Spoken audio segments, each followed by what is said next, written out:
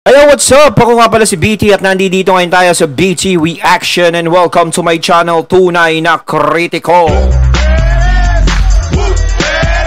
At meron tayong panonooring video ngayon. Ito po ay nagmula kay Balitang Pinoy TV. Sa mga hindi pa po nakakabisita sa channel ni Balitang Pinoy TV, bisita na po kayong mga katunay.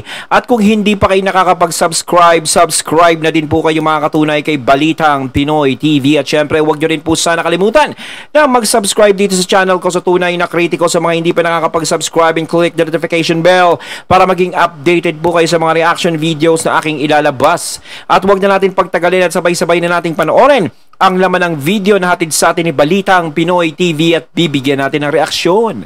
Pasok! Ang Balitang Pinoy TV. Okay, magandang araw sa atin Ayan mga kababayan, saan man panig kayo nanday. Ayan, syempre bago natin simulan ang video ito, nais ko nga pala magbigay ng credits dito sa boses na madidinig natin at bibigyan ng reaksyon. Walang iba kundi si Sir Badong Arateles. Ayan, syempre, supportahan din natin yung kanyang channel. At kung hindi pa kayo nakakapag-subscribe, subscribe na din po kayo mga katunay. Ipagpatuloy na natin. Dito na naman tayo sa another episode ng ating vlogs. Pag-uusapan natin ngayon, ito po, no?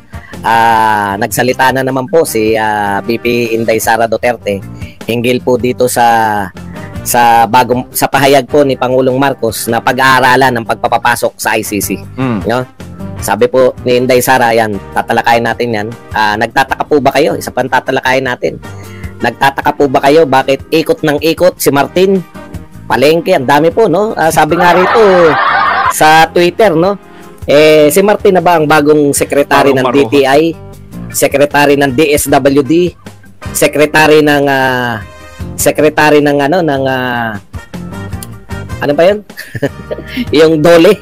Ang dami pong ginagampanan ni Speaker Martin. Okay. Pag-usapan po natin. Pag-uusapan po natin yan, pati po itong reaksyon ni Abante kay Senator Amy. Yan po mga pag-uusapan natin. Pero bago yan, kung bago ka pa lang dito sa ating channel, mag-subscribe ka na. Dahil ito lang ang tanging channel na may kinikilingan, informasyon, kaya ano pang hinihintay nyo, pindot na, okay. Nakakatawa po, no? Kung titignan po natin, dalawa pong personality ang laging nasa balita ngayon. Okay, nakakatuwa po kasi si Martin Romualdez at saka to si VP Sara Duterte ay tila yata nagpapligsahan ng paramihan ng coverage sa media, no? Yung isa kinakailangang gumimik. Kinakailangan gumawa ng para laging nasa media, no? Di natin alam kung bakit kinakailangan niyang gampanan itong mga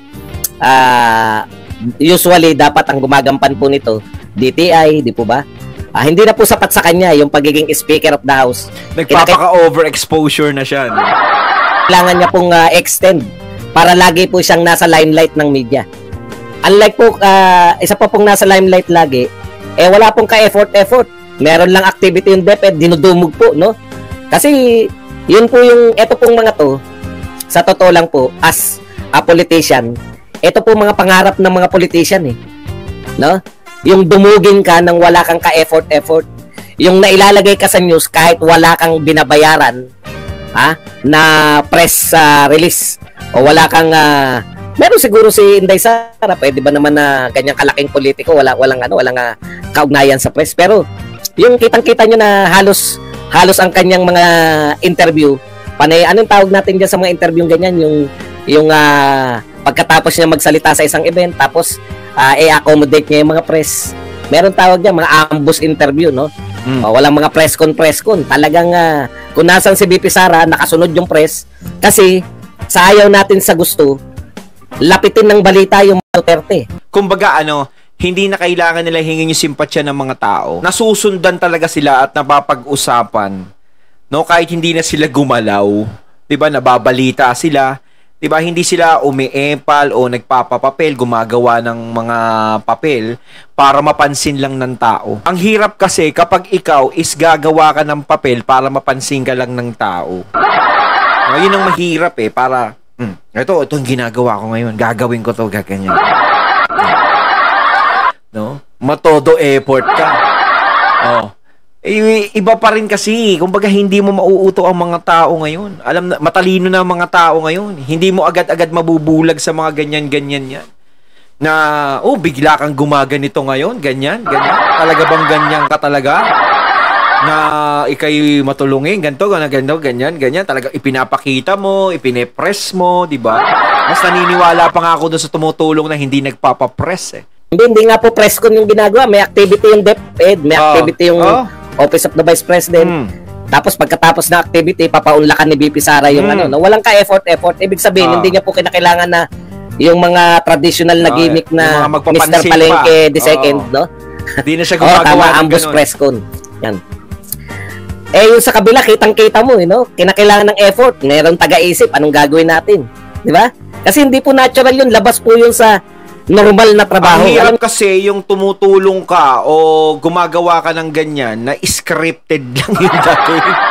No? Ang hirap nun.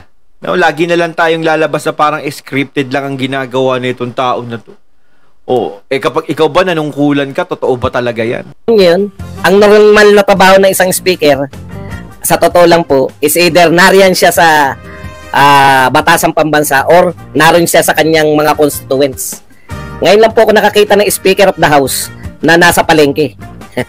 Kasi nga alam mo na kung ano talaga yung gustong mangyari noon. Di ba, Sir Badong? Alam mo na yun kung ano gusto niyang mangyari.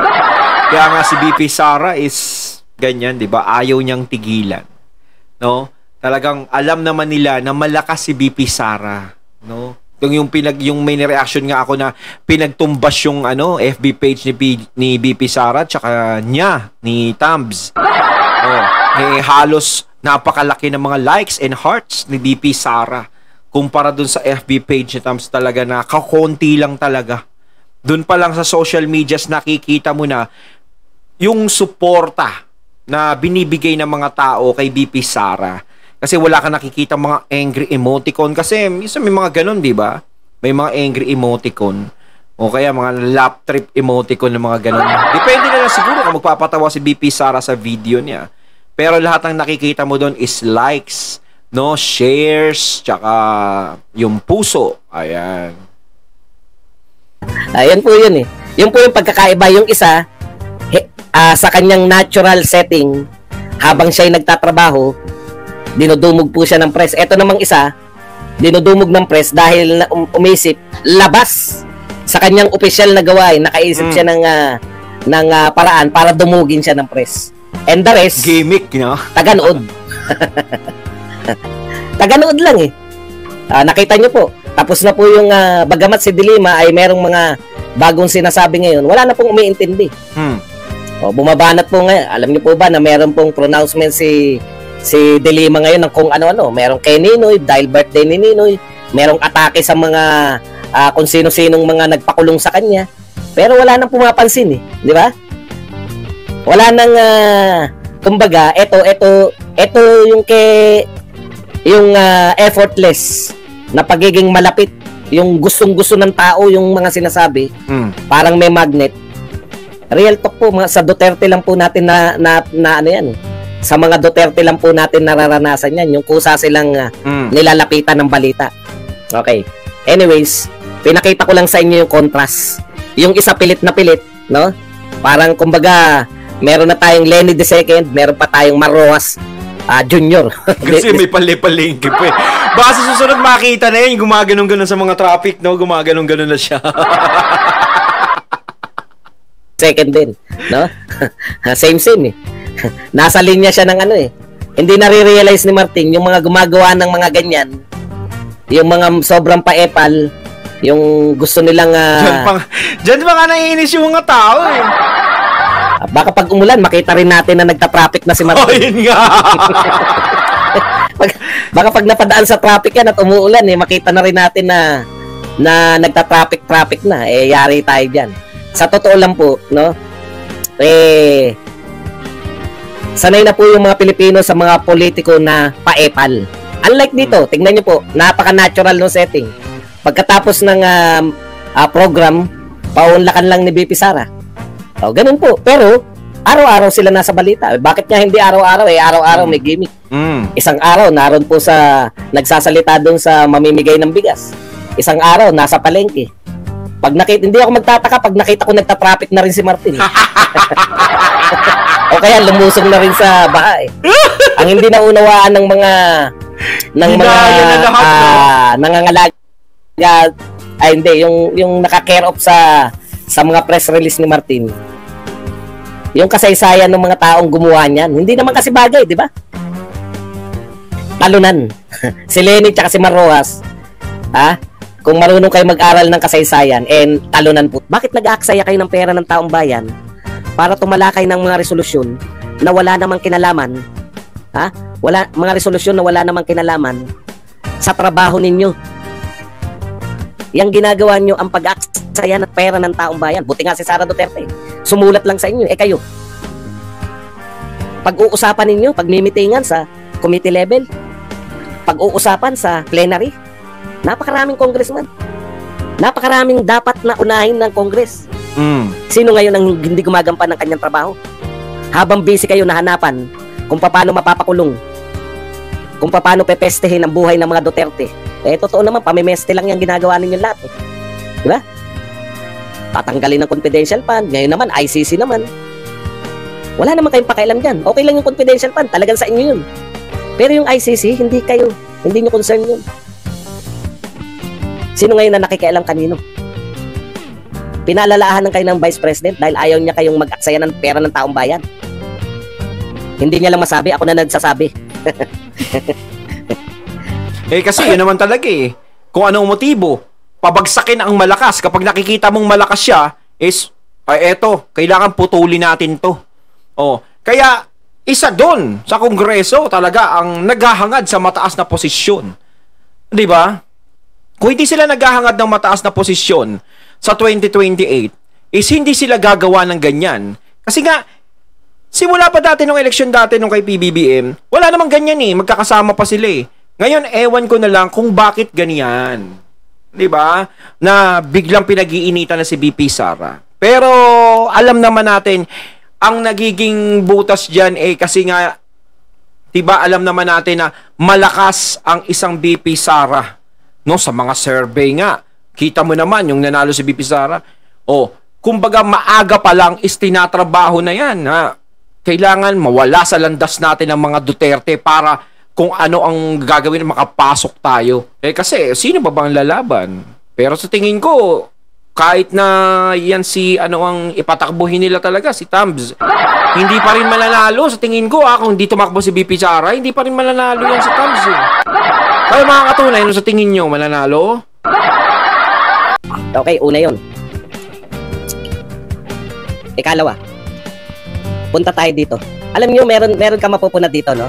Ito po ang pahayag ngayon ng leadership. Kaya, si Castro, pakinggan mo yung leaders ninyo, no? Real talk. Ikaw ba susundin na naman, Castro? O si Pangulong Ferdinand Marcos? Nakita nyo, mukhang big kanina yung sinasabi ni Pangulong Marcos. Ang sabi ko kanina, diplomatic yan para hindi masyadong masaktan yung House of Representatives. Kasi masakit yun Pag dinirekta niya pag sinabi niya na hindi natin papapasukin yung ICC, tapos masasaktan yung House of Representatives. Pero yung pagkakasabi ni Pangulong Marcos, hindi ganong masakit sa House of Representatives. Yan yung sabi natin kanina, di ba? Pareho kami nakakatuwa pag yung mga matatalinong tao, pareho mo ng sinabi. Ito po ang sinabi ni Salvador Panelo. President Ferdinand Marcos Jr. is just being diplomatic to lawmakers when he disclosed plans to study the country's return to International Criminal Court. Former Chief Presidential Legal Counsel Salvador Panelo said on Friday. Ito ay 1 hour ago. Nakachamba tayo. Nagiging pareho na kami mag-isip ni Panelo. Natuwa nga ako, sabi ko, natsambahan ko rin to si Panelo. Hindi ko matsambahan si Pangulong Duterte. Di ba? Okay, si Remulla, in fairness, ito po ang sinabi ni Remulla. 2019, nakaalis tayo sa ICC. 4 na taon. 4 na taon na. Ba't bigla tayong babalik? Pwede ba yung babalik tayong bigla dahil may nagpapatalon sa atin? Hindi. Pag-aaralan natin to bilang isang bansa. We are better than that to just jump into the fray because somebody say we should. Di ba? Bagamat ganyan yung tema, alam na natin na hindi natin papapasukin yung ICC kasi hindi tayo babalik Pag-aaralan lang. Diplomatic para hindi mapahiya yung House of Representatives. Ayun, at ating natunghayan ng video na nagmula kay Balitang Pinoy TV at syempre natunghayan din natin yon si Sir Badong Aratiles. Ayan mga katunay, kayo anong masasabi nyo tungkol sa video na ating napanood at binigyan ng reaksyon? Kayo na po magkomento mga katunay, ha? Naubusan na ako dyan.